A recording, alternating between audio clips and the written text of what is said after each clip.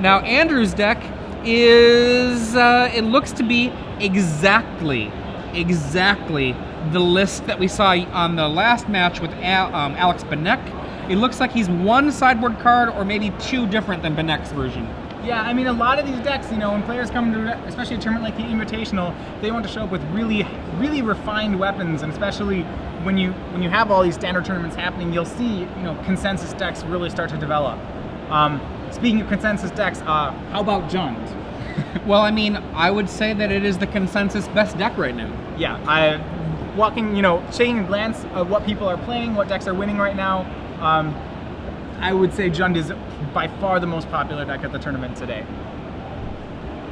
And the reason it's become a popular deck has been in no small part to the card that Andrew casts right there, which is Scavenging Ooze.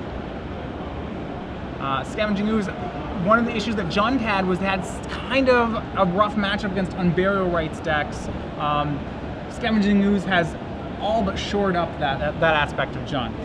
So just a quick note, Andrew Tenjum here is playing a 74-card mirror to Alex Benek. They have one card different in their sideboard. Well, I mean, that's a good place you want to be. Benek won, we saw he's now 2-0, won very handily last game. So it shows that it's really a powerful deck. In this situation, it looks like also Tenjum looks to be pretty far ahead on the board. He's behind in mana, which, as we saw last game, was really worrisome. But in this matchup, not so much, especially, you know, he has a Domri Rod with 6 counters and a really formidable board. If we look at Andrew's side of the board, his Scavenging Ooze, now dead, traded with, I believe, another Scavenging Ooze? Traded with the Beast Token. Beast Token, thank you. Primal Hunter. You maybe think that's kind of odd, because that's normally a trade you wouldn't want to make, but I think in this situation, Andrew's figuring that Prosak looks to be a little land flooded, and because of the presence of Kessig Wolfrun, you know, that Scavenging Ooze will probably end up trading with whatever creature Prosak wants it to trade with. He can Wolfrun one of his blockers if he needs to. So Andrew's just happy to get a creature for it. We see Adam lay his first life gain creature from his hand, Huntmaster of the Fells. He also has a Thragtusk in hand. Right, so the difficulty for Adam here is that he's going to... and an Ooze of his own. He can't let that Domri Rod make an emblem. It's so hard for Jund to win once that happens.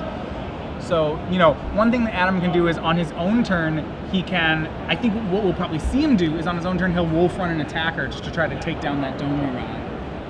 And also flip his Huntmaster. But then again, you know, if there's a well-timed kill spell, that may not be an option. In the background, Jeff Hooglin playing at another feature match table, probably playing Rug Flash. Yeah, I talked with Jeff Hooglin. Jeff Hooglin's actually on a update of the Black-Green Rock deck for this tournament. I know Jeff Hooglin, never someone to disappoint in having an interesting deck at any open. Yeah, right over the left shoulder there of Andrew Tenjum. Yeah. Andrew looks to be having a very mana-heavy hand. I think... Well, he's been stuck on 4. He just hit his 5th land in Stomping Ground. He looks like he has a replacement Domri Rod, an Absence Pilgrim, a Huntmaster of the Fowls, and I believe what I believe is a Zealous Conscripts in his hand. Yeah, I could see the Mana Dork and land, and then the extraneous Domri. Speaking of extraneous planeswalkers, these days, if you want to, you can lay that second planeswalker of a type down, and it overwrites. Well, you can choose. You can choose which one you want. If you're not familiar with the new rules as of M14, the way Planeswalkers and Legends works is different now. Instead, where they used to just kind of explode and both die, now you choose which one do you want to keep. What it looks like he's going to do here is play his Zealous Conscripts. One of my guesses is it looks like he might make Prosak's creatures fight each other. Because it depends whether or not he's trying to get that Domri up to 7. With Kessig Wolfrun, that's going to be really hard. So he might just see some value plays out of Andrew, and he might just go straight at Prosak's life total the traditional way instead of playing the, you know, can I make an emblem game. Prosak makes his creature a little bit bigger, gains a life. Yeah, and that's a really smart play by Prosak. What that means is that Tenjum can't make that Scavenging Ooze, and, you know, he can't clink it with the Huntmaster of the Fowls. Now we're going to see, I believe Domri might have Boros Reckoner do the fighting. Maybe. He's thinking about it. That seems pretty sweet. He could clear the table. Yeah, he's so like, okay, table, then 3, 6, 9, 11, knock you to 2. It's pretty good. 11, yep, he can put him to 2, and then because Prosak would have a Scavenging Ooze left, he has to make sure he doesn't die here, because he's at 9 life. If he makes that play, I think actually Prosak does with a land have a lethal swing back with the Scavenging Ooze, so he's got to be a little more careful than that. But you're right, it is a really sweet play. And so we see a double block pretty quickly on the Boros Reckoner. Andrew with no mana available, so he's not able to use the Reckoner's first strike to make this a profitable attack. Instead, he's just going to kill off one of those guys, do 1 damage to the other, and then he's got 3 damage to redirect to something, or 4 damage to redirect. Yeah. Well, we might see the 4 damage. It could go to the dome. He's thinking about his Scavenging Ooze. Yeah, he's thinking about the Scavenging Ooze because I think he really doesn't want. What he can do here is now, if he kills the Scavenging Ooze, he can make the conscripts fight the wolf, and then Prosak will have no attackers. Remember, Andrew is at 9 life, and Prosak has a lot of mana and a Kessig Wolf run.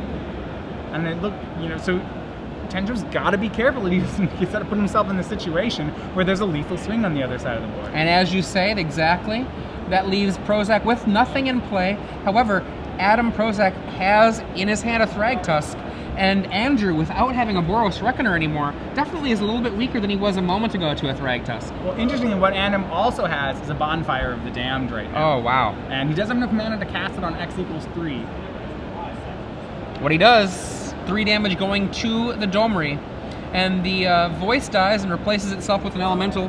Andrew says, okay, here's my elemental. Let's see what's on top. Just moments ago, Andrew was threatening to have a 7-power Domri go ultimate, and now he's rebuilding. Adam Prosak at 7 life puts down 2 creatures, attacks with a 3/3, down to 4, but he's about to be up to 9.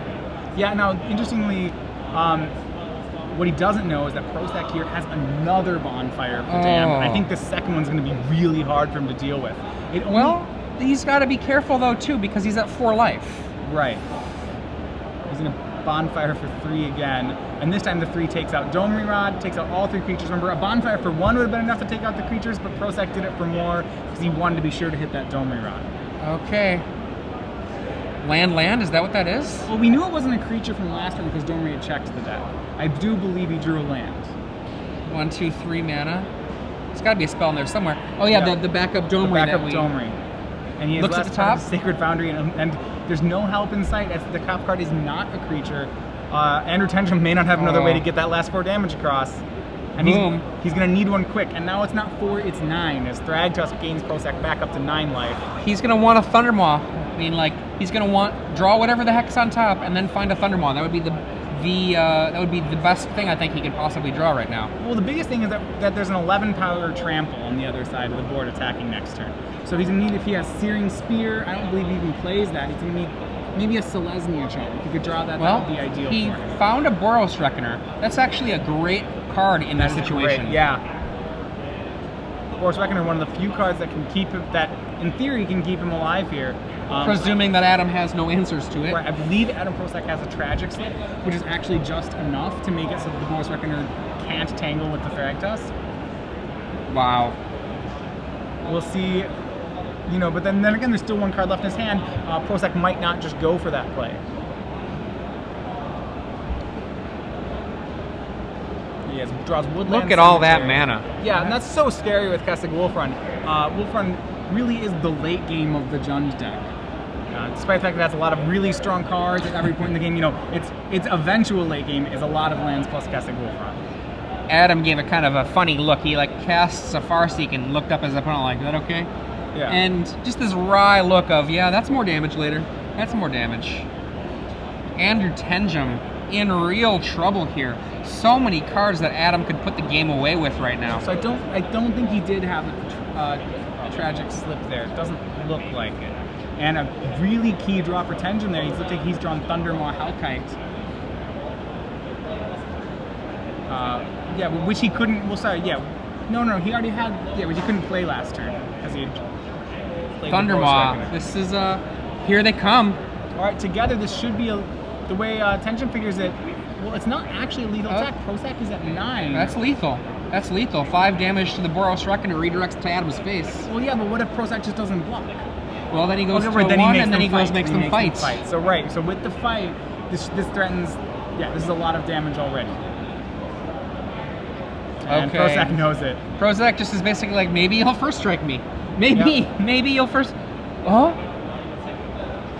Oh, he did do it. He did first strike. He Well, does first strike them. Okay. okay, well, that's okay. Adam, Adam's pretty. Adam's gotta be happy pretty with that Adams one. has an extra life take here. 5, go to 4. And actually, though, he, No, I would need to I read don't- Domri. Can Domri make you fight yourself? Can you fight, like, dragon to Target Boros? creature fights another creature. I can't remember if it's another creature or if it's an opponent controls. And in response, he's going to tragic tragic slip. slip in response to the fight. He's going to go ahead and slip the Boros Reckoner, and because he let that Thragtusk die, he now has lethal. On Is this that deck. it? And that is it. Adam Oh Prosak, 2 my games God. to 0, takes back that Andrew game. had the win. And I really like the timing on that tragic slip there. Oh!